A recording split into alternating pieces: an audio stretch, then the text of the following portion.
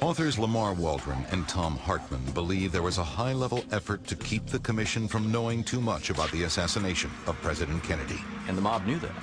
The well-intentioned, avoid World War III, avoid the end of all life on Earth cover-up plan would go into place.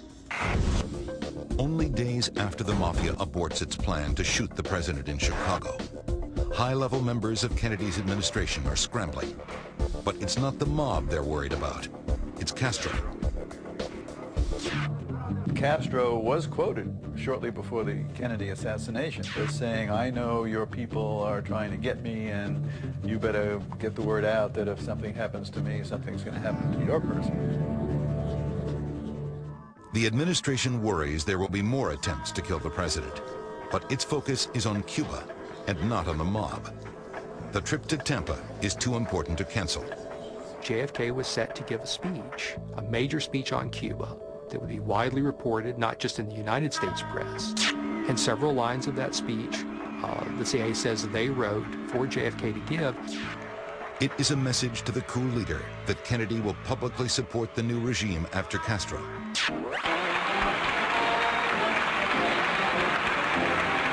But shortly before Kennedy is to arrive in Tampa, the mob's second assassination attempt begins to unravel when rumors about the hit begin to circulate.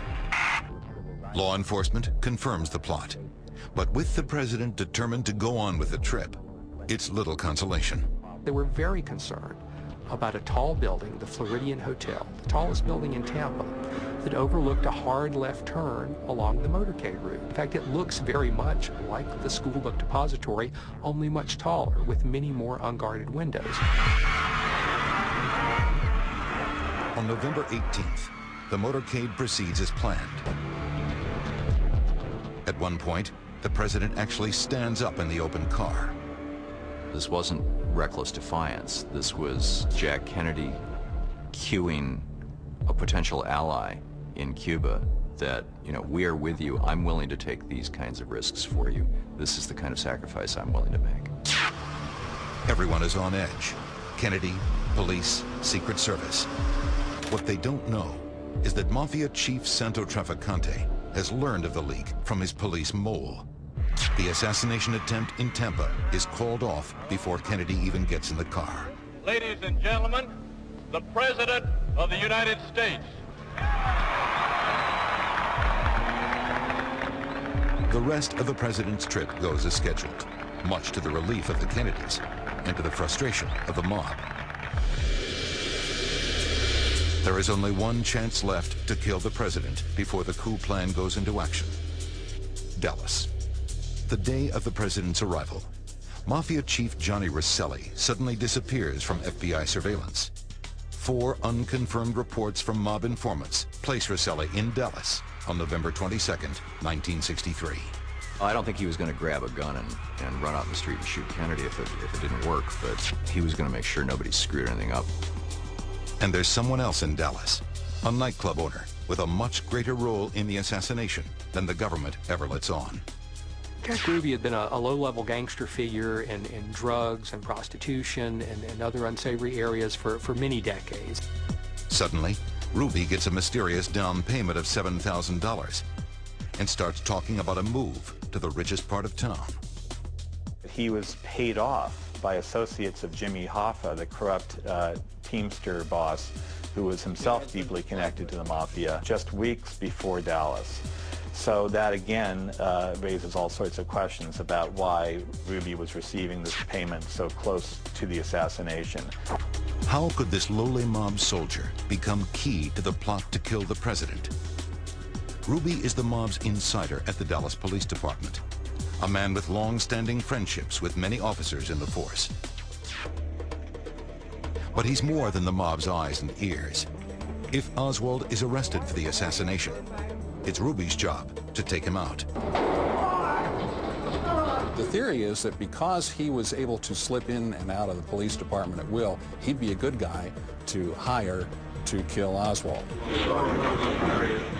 No one else but Ruby could possibly get close enough to kill Oswald after he's taken into custody. I positively know nothing about this situation here.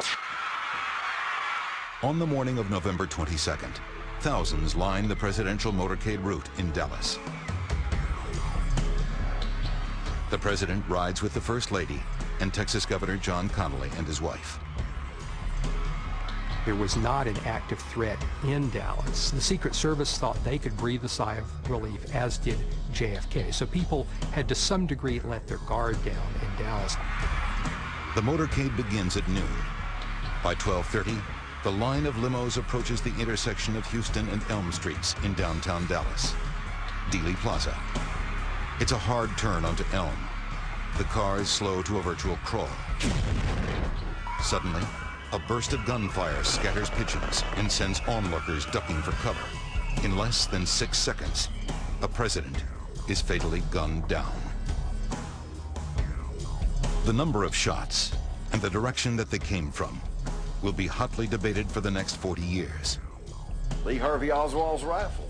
This is an exact duplicate. The idea that a person who can only qualify by 2 points at the lowest rung of the military's weapons proficiency test could take this piece of junk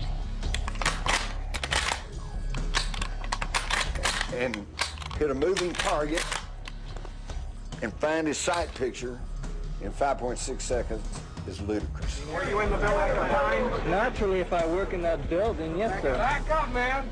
There is no doubt Lee Harvey Oswald is in the Texas School Book Depository overlooking Dealey Plaza that day.